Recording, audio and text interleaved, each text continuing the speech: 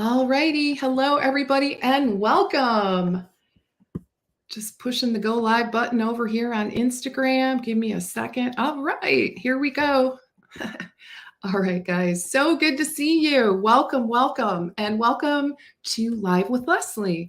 And I'm really happy that you're here today. Happy Thursday, everyone. And really looking forward to this conversation that we have in store for you today. And specifically, if you're an integrative, functional practitioner, you're in private practice, and you have found yourself wondering how to go about really harnessing the power of trust, especially online, to help you to build your brand authority, you, my friend, are in the right place. So today we are going to be chatting with one of my favorite people, Stephanie. And Stephanie is from String Marketing, lives up in Minnesota. And the title of today's session is called Trust Me, I'm Different, Building Credibility Online in a Skeptical World. So in this session, I'm just going to give you a quick overview of some of the things that we're going to touch on. Stephanie is going to discuss actionable strategies for attracting and converting high-value clients, growing revenue, and boosting online presence. And we're also going to touch on leveraging automation, which is so very important to help you to enhance client interactions, ensuring a streamlined and memorable client experience. So that's a little bit about what we're going to touch on today. Again, if you're just joining us, welcome to Live with Leslie, and I'm Leslie Vitale, and I am a practice growth expert and business mentor for health professionals in private practice. And what I do is I help my clients to attract more perfect fit clients into their world, sell more programs, and ultimately grow a profitable practice while integrating multiple streams of income into their business models. So again, welcome, and big welcome to Stephanie. I'm so happy to have you here today. Thank you for having me, Leslie. I'm so happy to be here. I missed you at the Integrative Health Symposium. Yes. Usually Stephanie and I catch up and hang out at the symposium. So one of those being the IHS Symposium in New York City in February. So missed you this year, maybe next year. Hopefully you'll be able to attend. So, all right. Well, anyways, we're long overdue for this conversation. Why don't we start by, having you share a little bit about your backstory? Yeah, so a little bit about me. I started String Marketing 14 years ago, and we specialize in private practitioners, integrated functional private practitioners. And we're a full-service marketing agency. So I lead a team of women that do everything from website design, funnel creation, to marketing and executing marketing plans. We also have a marketing platform, an all-in-one sales and marketing platform where we can create automations and create sales processes for our practitioners to make a really smooth experience online. So that's a little bit about what we do. How in the world did you end up in this space? And where did the name come from? Yeah, right. Well, the name is kind of interesting. So it's actually a little family story. So when I was younger, I think it was Easter. I was probably, 6, 7 years old.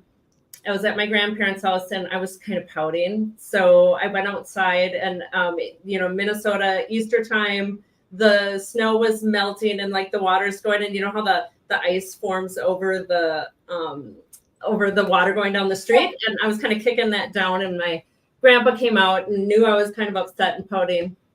And he took me for a walk and he gave me this magic string that he was like, well, with this, you can do whatever you want. So he taught me how to use my imagination to create what I wanted to experience. And so, we've had this magic string. I kind of gave it to my children. We would do stories. We walk down the street and lead a parade and, just kind of whatever's in our imagination, So when I started String so many years ago, I was trying to think of a name, and I was like, I just always loved my grandfather for that reason. He was an entrepreneur as well, and he kind of inspired me to be a business owner in the first place. And so I wanted to pay homage to him and call it string. So that's why it's called string marketing. I know it's a little bit of a different name, but yeah, it's very special. And memorable, I might add, especially with the story behind it, right? Yeah, right. Like, Yeah, the tenets of marketing, right? Right, exactly. Story. Sticking people's minds. I love that. Okay, great. All right, so let's jump right in. I think you have an acronym for the word trust, right? And again, everybody, those that are just joining, that's what today is all about, is how do we go about developing trust in really a highly skeptical world? Like, let's just be honest, right? So today's about, being able to establish a trustworthy brand in a very busy and skeptical online environment. I think you mentioned, Stephanie, that you have an acronym that you like to use for the word trust. So please share. Yeah. So first, why is trust so important in marketing? Let me touch on that really briefly. It's just, there's 3 key components in your marketing that you're trying to convey to people or get them, you want them to know, like, and trust you. And you can have people know and like you, and they still might work with you, but trust brings a different level of experience in your work with people. Trust, when you're able to build this in your marketing, and in just your practice in general, it helps not only in the sales process to attract the right clients and higher value clients, but it also helps with referrals. It helps you work more effectively with your clients because you're trying to get outcomes with them, right, together. And if you can earn their trust, it's such an important thing, especially in this particular space with practitioners. In your marketing, trust is just so vital. And it helps all along the whole customer journey. And so with that, I like to highlight what are the different things that help build trust online. So the acronym is, so T is tech driven. People don't always equate trust with tech, right? Like how does that come into play? R is for relationship. How do we build relationship online before they're ever even talking to you? That doesn't seem natural all the time for people. U is for unified messaging. Okay. S is for simplify, make the process on your client side easy and simple, and on your side for that matter. Make it easy on yourself. And then T is for testimonials and trust signals. Those are so very important. So we're going to go through kind of each one of these and talk about the different things that you can do to leverage that piece for increasing trust in your practice. Awesome. Okay. I love acronyms. Just makes it a little easier to remember, walk away with, hopefully. Okay, yeah, this is really good. Okay, so we've got tech driven, relationships, unified messaging, making things simplified and easy for you and your customer.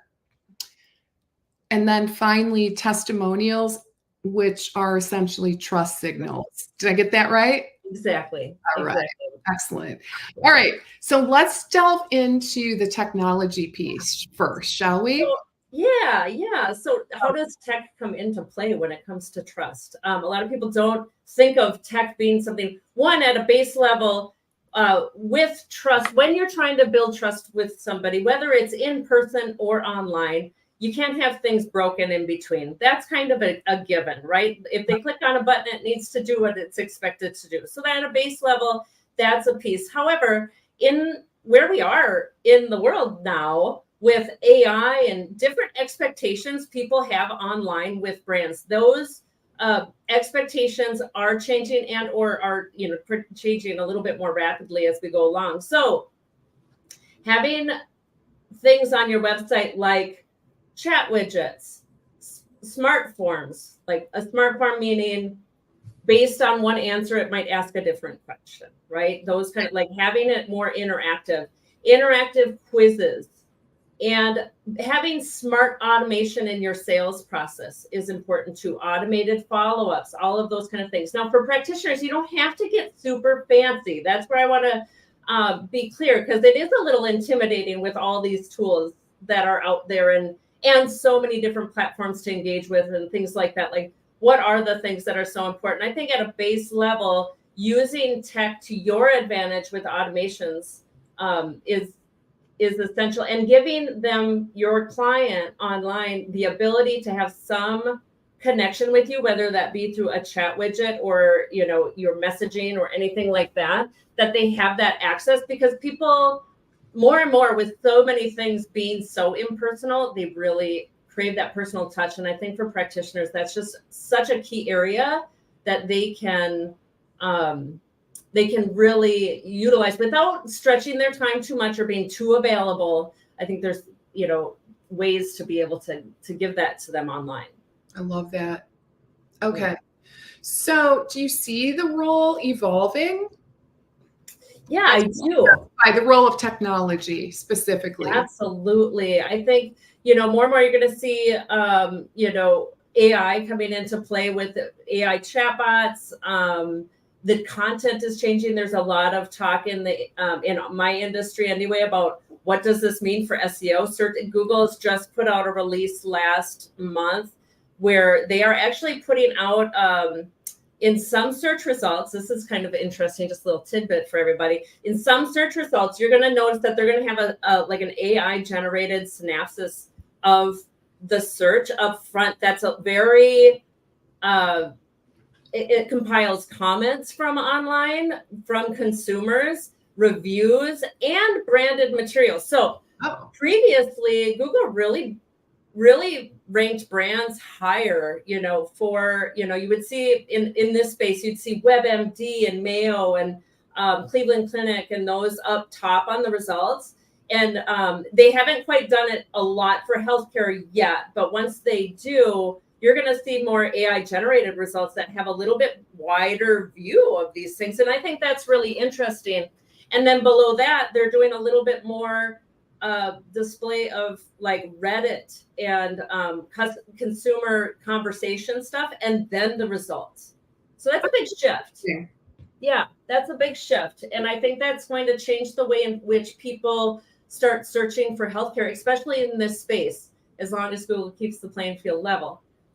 You know, I think that'll be an interesting way. So with that, people's perception of when they search is going to change. And I think that add a base element, that's going to be really important. The content that you put on your site is going to be really important so that it's driving. What we're predicting is that your traffic might go down, but the traffic that you get will be much more targeted traffic. Okay.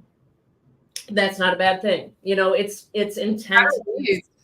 Yeah, their intent is to purchase something usually, or sign up, or looking for your service. So what can we do as practitioners to help facilitate that? Yeah, I think what you want to do is use authority content. Blogging, I don't think is going to be going away, but I think continuing to get your expertise out there with blogging, and also the web copy on your website. Be very thoughtful. Don't just, don't discount that the importance of that space. That's the first space that people are going to be landing on. And people are, with AI and with these summaries that they're going to be getting, they're going to be expecting, like, give me the juice right away. Let me understand you right away. You know what I mean? So they're gonna they're not going to want to have to hunt and peck for things on your website. They're not just going to want a banner with a bunch of food up there with a statement that doesn't really give them the information that they need to have. Okay. So you really need to understand who you're trying to target and really say the right things. And I think that's. I know you and I have talked a lot about this website copy specifically, right?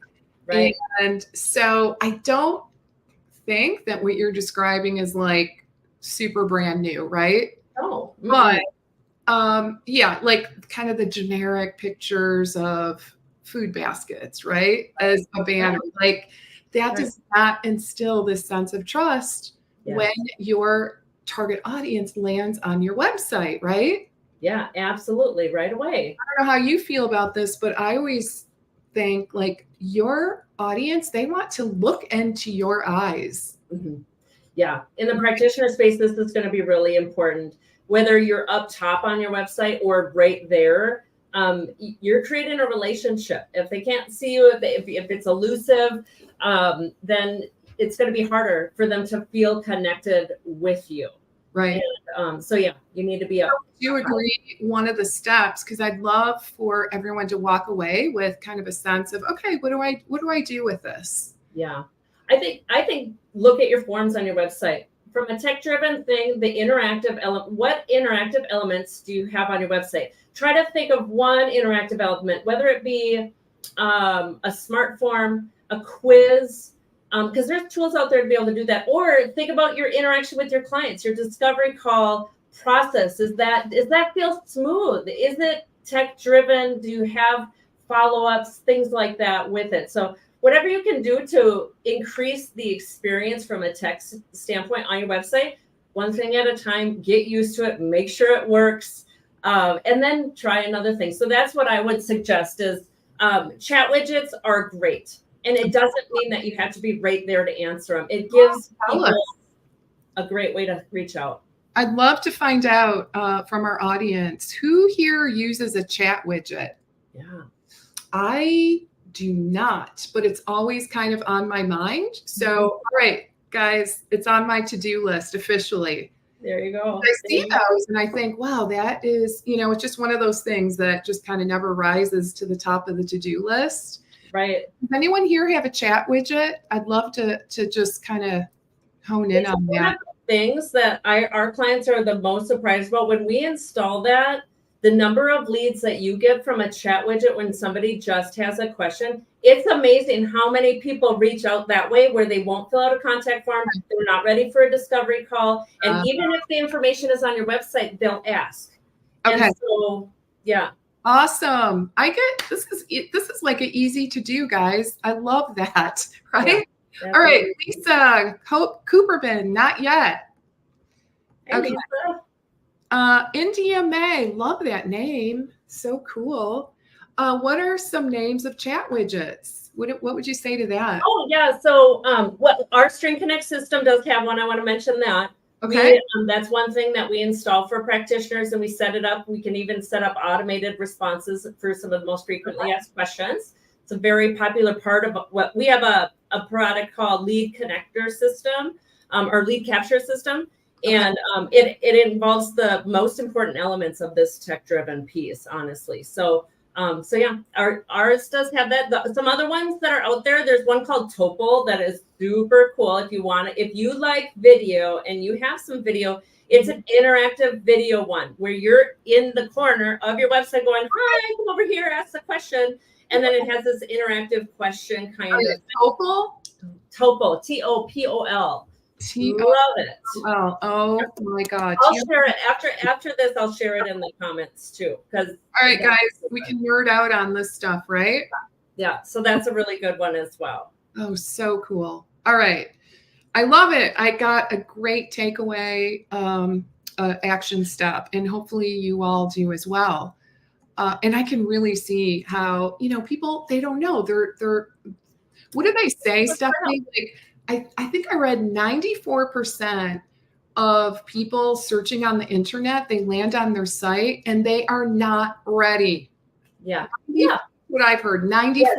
That's like almost everybody. Yes. And most of the practitioners we work with, the first time they hear from them is really kind of the first time they realize that they're interacting with them. But they might have had, they say in marketing, it takes 7 touches. To really get that person as a client. Yeah, right. And it's more now, I'm pretty sure. Yeah. So it's surprising, in our system, in our String Connect system, you can see all the interaction that you've had with your client, from if they've commented on Instagram to if they went on your website and did a form, all the pages on the web, and you'd be surprised how much interaction they actually have with you before really even getting on a discovery call. They're checking you out. They are checking you out before they're reaching out. Yeah, because let's be honest, a discovery call, people know what that is. Yeah. Right. And they're generally, I don't think they're gonna get, well, I guess some people do. They're, it's a mixed bag, right? Sure. But I would just say in general, people know what that is.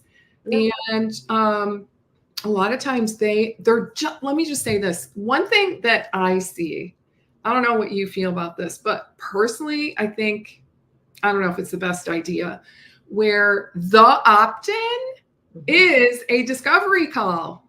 Oh yeah, I have seen that where it's free, but there's a little bit of like my hesitation with it. Yes. Is whenever you're getting that interaction, that you want to step it up, right? And whatever that looks like for your business. And the discovery call being the opt-in, there's an expectation where it's not just like, hey, let's get to know each other. There's a give me a little bit more with that one. And it's a commitment. I mean, no matter what, you should add value on every interaction with your client in discovery call or not. I mean, that's how you should operate. But I don't know. I feel like the discovery call is that it's a different ask than an opt-in, a little bit different ask.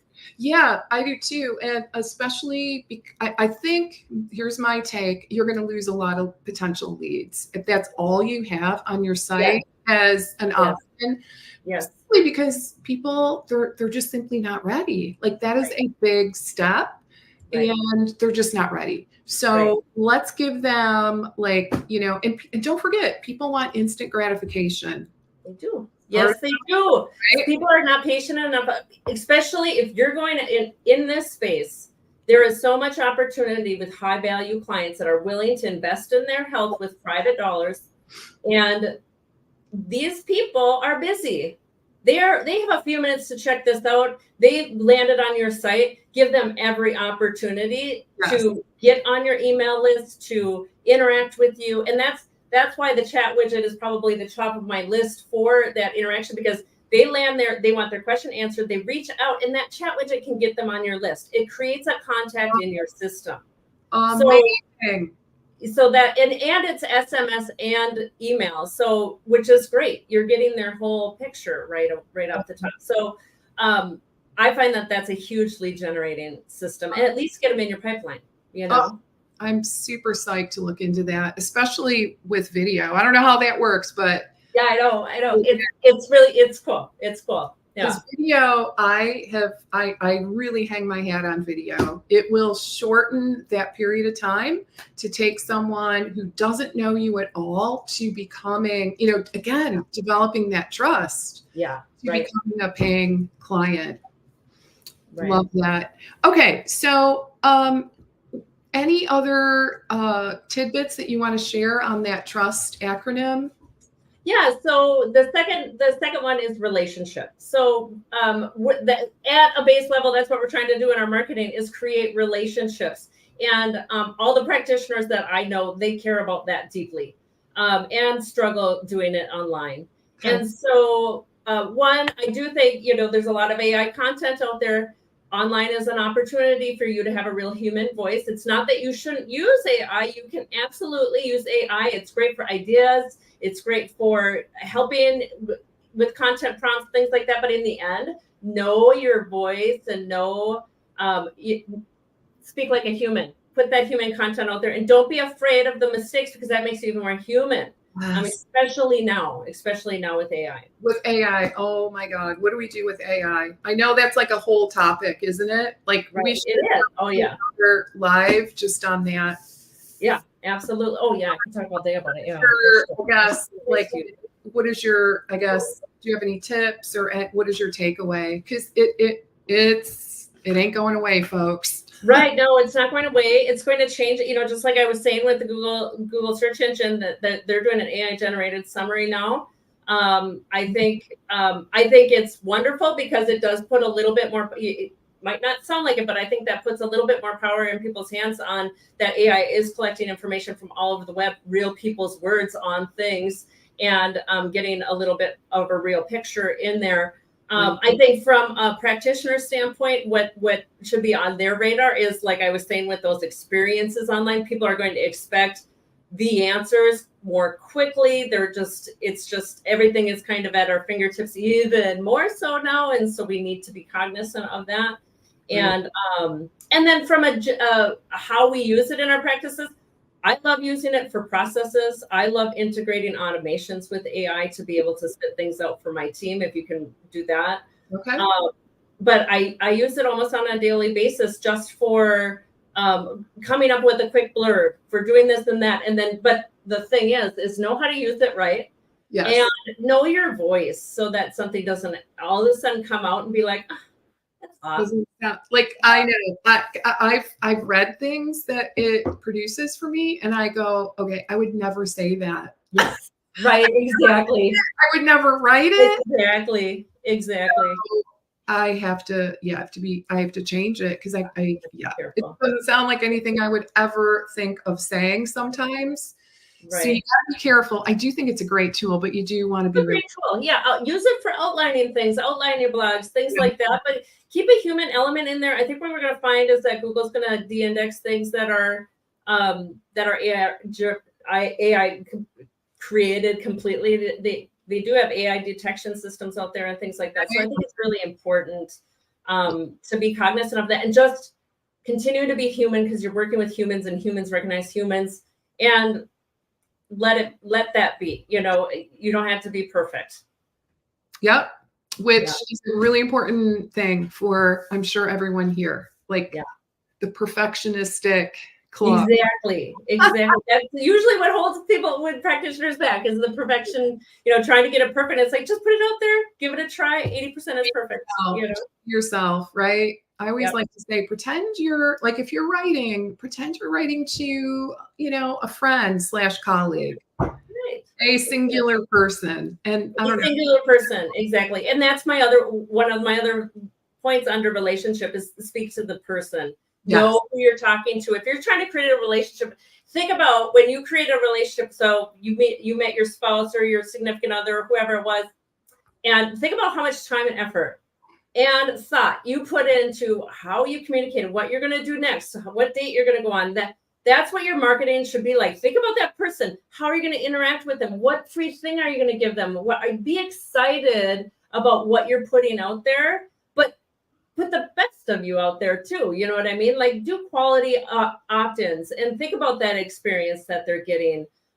Create some good video, things like that, and put some time into those things, because that's your first opportunity to create a relationship with the person. And that increases the value of your services as well. So that being able to create that trust, create that relationship, and create a really good experience increases the value of your services in the end too. So, so really important. So, okay. Do we have anything else on the trust acronym? Well, there's still US and T. So unified messaging, we kind of talked about messaging already. Okay. So being consistent in your tone. I think with unified messaging, know your business, know what your elevator pitch is, and stay on point in your messages. Stay on point. And then simplify. This is a really important one. There are so many systems out there to use, and we feel it too. That's why we are bringing String Connect into this market, because it's an all-in-one marketing system platform that handles all the pieces. So let's talk about simplifying, because I think discovery calls are a really great area of example here. So if you're using your EHR for a discovery call, what you're asking this new relationship person to do is to jump over a fence to knock on your door. And I love EHRs. I think they're so valuable and important in your business. This is nothing about EHRs, but you should have a marketing system that handles your discovery calls. It should be an open door. They can walk right in.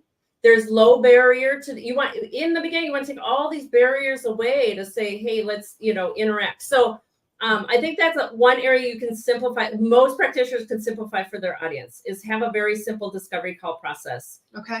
And then on the other side, your onboarding process, have a smooth transition over there. Tell them what to expect. I'm going to invite you into my system. This is like my private office where we're going to have your health records and information. Let them know what that is then. And then they're going to be like, oh, I get this private area. I feel great about that. I'm going to get a question about that. Just a clarifying question. Yeah. All right. So about the discovery call. All right. So it's my understanding that with the discovery call, using the EMR, like I think we're asking the person to to register in the EMR, right? Yeah, a lot of times you have to register fully with quite a long form. Yeah, it's a little bit too much of a commitment for a discovery call. I think so too. I got a question for our audience. Let us know if that is kind of your process, and no judgment, guys. No judgment at all. Most practitioners are doing that because that's the tool they have. I get it. Probably 90. I honestly can't think of anyone I'm working with that doesn't do that. So no judgment at all. Yeah. Right. I see the challenge. It's a first step. They're not sure yet. And wow, we're asking them like a lot of personal information, from my understanding, to register inside of that EMR. So you can kind of see how that could be off-putting, right? So the question I have is, can you be specific, Stephanie? What do we do instead? Yeah, so using there's several systems out there. You can book me, Calendly, Acuity, different systems like that. String Connect is also a system where we can handle discovery call scheduling. String Connect's nice because it is also your email marketing system, right? So your discovery call, they're going on your list. Whichever system you use, you want to be able to make sure to do follow-up messages to them. Like a confirmation of the call, a reminder of the call, and SMS. If you can do text with that, ideal. You will get more people showing up because some people forget or whatever it is. And if you can remind them 15 minutes before, they're going to show up. So that's a really important piece. Now, not all systems can have that unless you upgrade and then you pay more costs and things like that.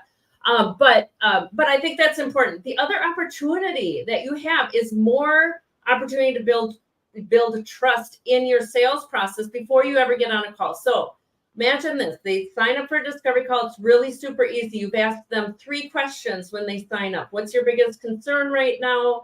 Why did you contact me? Things like that. Just 3 simple questions on your form.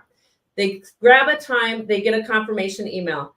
A few hours later, or even the next day, depending on how many days it is to the call, you can send another email that talks about a success story that you've had. Hey, if in that questionnaire, ask them, like, is it about gut? Is it about hormone? If you're not niched, if you are, whatever that is, and send a personalized email to them, automated based on their responses with a story. You can also send an automated response in lieu of a form and just say, hey, thanks. I'm so excited to hop on a discovery call. I have one question for you. Get them to interact with you before the call. It's so interesting to see how many people actually respond to that and be like, oh, this is my number one concern. They'll write you a big, long email, and they're so excited that you cared to reach out. And it looks like it's from you, but it's automated, and that's okay. It's an opportunity to create relationship. Okay. It's engagement, right? It's engagement. Yeah, if you can get that interaction going. I love that. It's kind of like Instagram. Like, let's just be honest. The people that are killing it on Instagram are the ones that are engaging, not just posting every day, right? Exactly. Yep. It's all about the interaction. It's the engagement, the interaction that equals trust, right? And sometimes it doesn't have to be big. It doesn't have to be like, do this big thing. It can simply be your confirmation email from your discovery call just says, hey, respond back. I want to hear about, what's your biggest concern? Tell me something. Tell me whatever. Have them answer a question. People love talking about themselves. Yeah. They'll respond. You'd be surprised.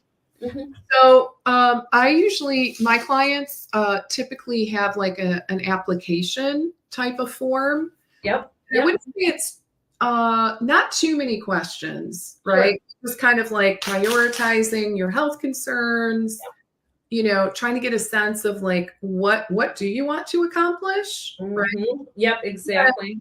The question I like is, how big of a priority is this? Yes. Like scale of 1 to 10, how important is this to you? Like, if I had to pick, those would be the 3 questions. Yeah, right.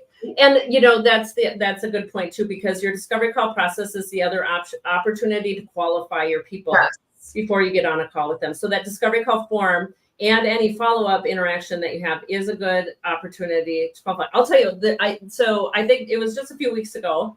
I was attending this marketing seminar, and there was this gal that did these funnels, and I was really kind of interested in what she did. I knew, like, okay, she does funnels for like Porsche and stuff like that. So I'm like, well, I'm not a company she'd work with, but I'm like, I want to see what her sales process is like.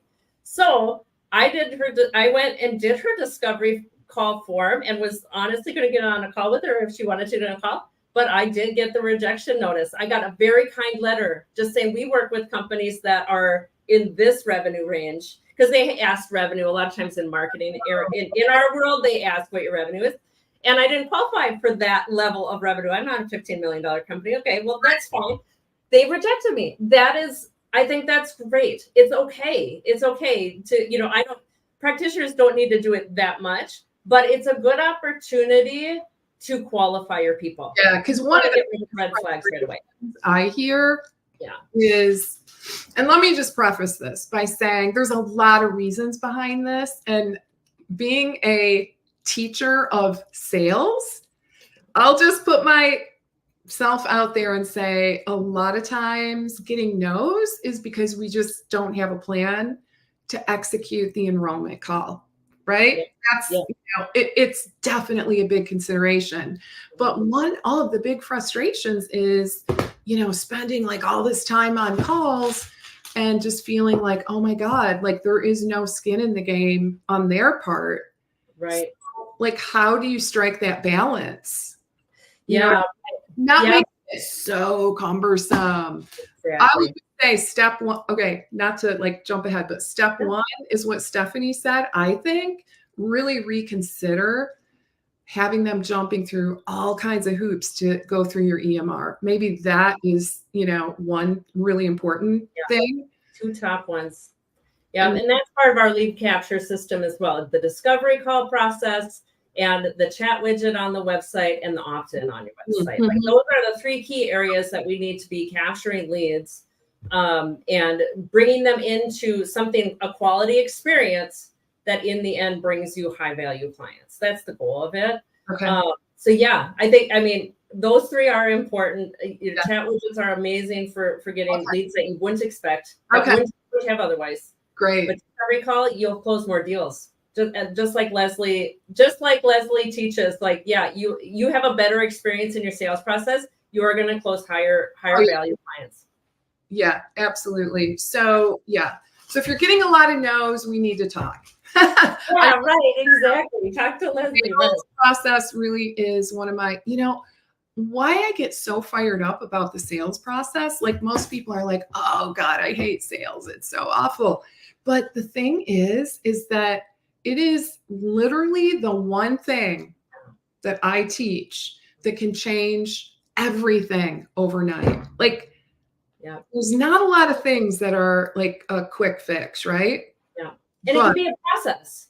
It doesn't need to be daunting. It can be a process that you're doing over and over, and you're honing in and you're learning how to do it. And there's just a few things that might be hurdles for you to overcome, but it's not like, but once you have a process for it and that experience is really good, you have happy people on the phone ready to buy what you're selling, right? And that makes it so much easier. It really, really does. Yeah. I love it. Okay. So the final one, testimonials and trust signals. Yes. So testimonials, trust signals, I'll go through really quick. This is kind of a no-brainer, but the big thing that I want to point out here is that don't just have a testimonials page. Place testimonials thoughtfully throughout your website. Use video if possible. Use actual screenshots if possible. But also use testimonials in your sales process and in your discovery call process. In those follow-up emails or after the sales call, even if they purchased from you, follow up with a story and just reinforce that purchase. You want them to trust even more and send referrals, make that onboarding experience really good. So use testimonials and story throughout your process. Okay. So like in my sales process that I teach, step 6 is the stick process, like, i.e. make the sale sticky. Yeah, right. There you go. Exactly. Yeah. Because guys, buyer's remorse is a real thing, and it's nothing against you. You cannot take it personally, but people, they second guess themselves. And I would just say typically it's fear driven. Yeah. They're scared, right? They're like, and they wake up the next day sometimes and they're like, what was I thinking? I must have been out of my mind to say yes. Right. And then they're, all kinds of negative thinking starts kicking in and they get scared. And sometimes they are like, oh, I don't know what I was thinking, but please, give me a refund. I can't do this. Right. So right. what you want to do, yeah, what Stephanie said, I think is a great, great solution to that. Mm-hmm. Get them started. I would just say, get them started in the process ASAP. And that's another thing where I kind of have an issue with the EMR, to be honest. Because if you're like, okay, so let's say you're on the call, you get a yes, yay, right? And then you're like, okay, well, let me send you links for scheduling and links for this and links for that. Oh my God. Exactly. I encourage my clients whenever possible, try to do that on the phone. It might be a little cumbersome, but it is so much better experience for your client. And let them know what to expect after that. Okay, then now you're going to get an email and send out an email from your marketing system at that point too, just to say, hey, just making sure you got that email because it should be XYZ. Those are important little touch points because you're acknowledging like, hey, we're moving our conversation now. This is what that's going to look like. Because that makes technology isn't always everybody's favorite. We'll just know that and try to make it easy for them. Yep. Yeah. Yep, that's right. So guys, really, I mean, 3 takeaways that I have for you so far. Think about adding that chat widget to your website.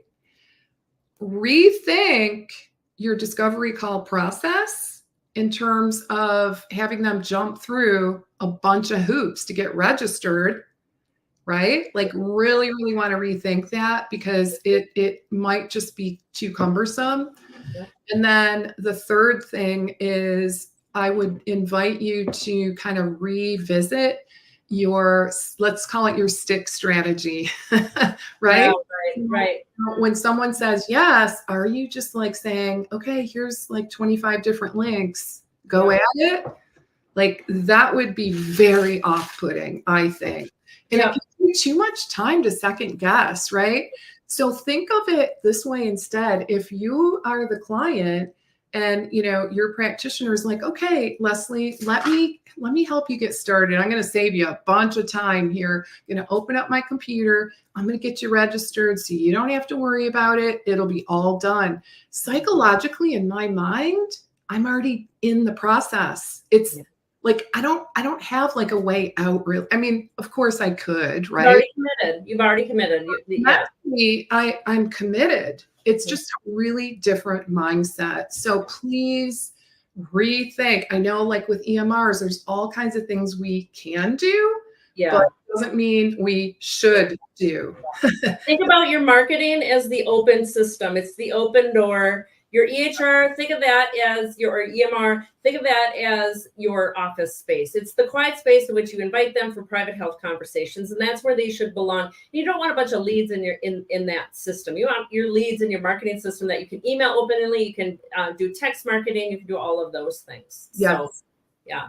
And we help with the tech side of all of these things. So like I was saying, the lead capture system, if you go to our website, stringmarketing.com, right up top, you're going to see String Connect. If you click on that link and schedule a demo with me, I'll tell you all about the lead capture system, installing a chat widget, getting that discovery call process all figured out and smooth.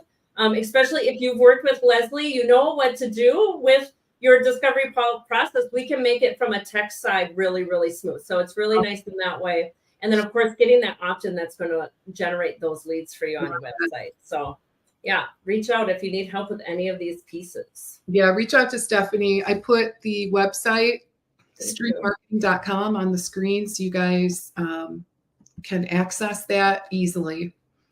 Okay. All right. So let's see. Where do we leave off? Is this measurable? what we're Yeah, talking I think in the end, it's a measure about how are you getting higher value clients and closing more sales. about? In the end, it's the number of leads coming in the door, and the number of deals that you're closing. That is where the numbers are. Yep.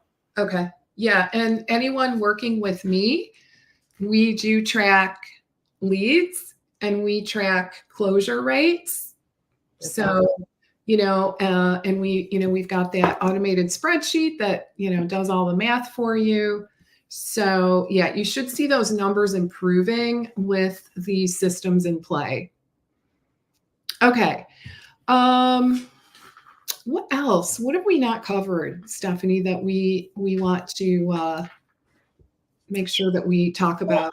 I think I think to wrap up, just the thinking about how your interactions and your relationship with clients and building this trust with technology, with the right content and things like that. Just it's not too daunting. It's just a few little things that you can do to go and improve your client experience. So right now, even if you don't install anything new, any new tools, anything like that, sit in your client's shoes and say, what does it look like when they get to my website? What does it feel like when they interact with me? Oh, I click this button, I fill that contact form, and then what am I doing? How long does it take for me to get back to them? Like, what does that feel like on their end? And think through it from a customer experience standpoint.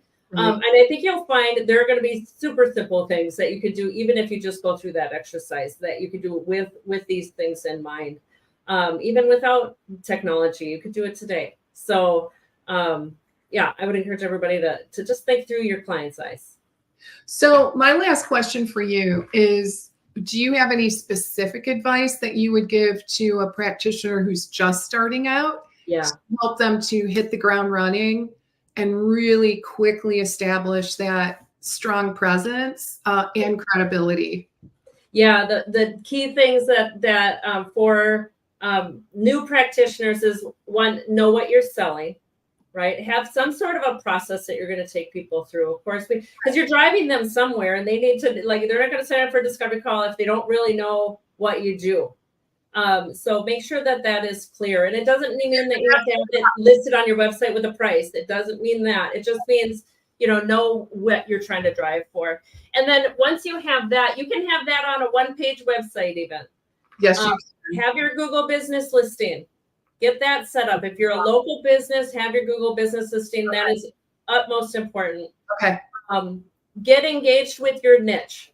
Go get in private groups. Get in, if you're not local, get engaged with your niche on social. Okay. And then have easy ways for people to reach out to you and schedule a call without you having to manually do everything, all the pieces. Okay. I think those are the three things that I would look at. One-page website will work. I ran this business on a one-page website for years. Right? And I was so flippin' busy serving people that I honestly didn't have time to upgrade for about 3 years. Right. So that is testimonial. You don't have to have a super fancy, complicated site. No. I had a great opt-in. So what I did was I did sit down and I wrote a really kick-ass ebook, right? Oh, that's it. Add the value with the thing, the relationship that you're creating. Don't have to overwhelm them. You don't need to build a castle, build a beautiful house. And I did that with my nutrition business. I'm just going to put it out there. Oh my God, it was insane. I can't even tell you the thousands and thousands of dollars I blew on that site. I had shopping carts, you don't need all the bells and whistles. And guess what? I don't think anyone ever bought a test. I had all these kind of functional tests. Mm-hmm. It was completely, useless. That's a really important point. You don't have to have everything you sell on your website. No. You're the guide. Get them on that call and tell them what's going to work best for them. And you'll sell more that way than putting all of the options on your website and hoping people click and check out on a shopping cart. Just doesn't work that way. Oh, look at it. Hey, Jeannie. We love Jeannie. Freeway conversation one of these should. Yeah, I love that. great hearing from you. I know we are going to chat coming up soon. So thanks for popping in. We're having a great convo here with Stephanie. I do have a question, and I know we're going to wrap up here in a moment, but the Google My Business. Yes. Yep. So any tips on, how to go about doing that effectively? And the other thing I just want to put out there is, do people have to worry about less than stellar reviews? Oh, that's a good question. So I've heard, unfortunately, people can be people. People be people, and that happens. Yeah, it happens. And honestly, a less than stellar review is nothing to be worried about as long as you respond to it. Respond well to it. In the world of Google and how things rank, Google business listing rankings can be very important to any local business.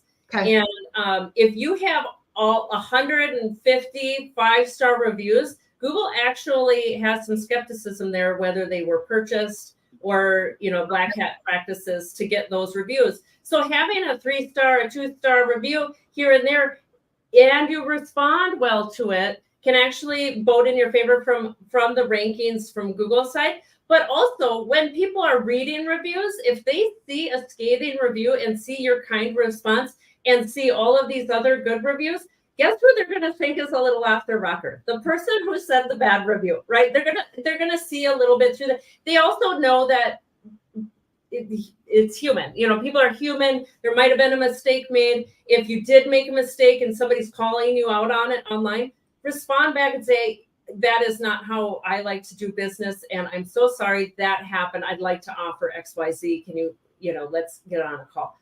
Something like that, so that they see how you handle if somebody's not satisfied.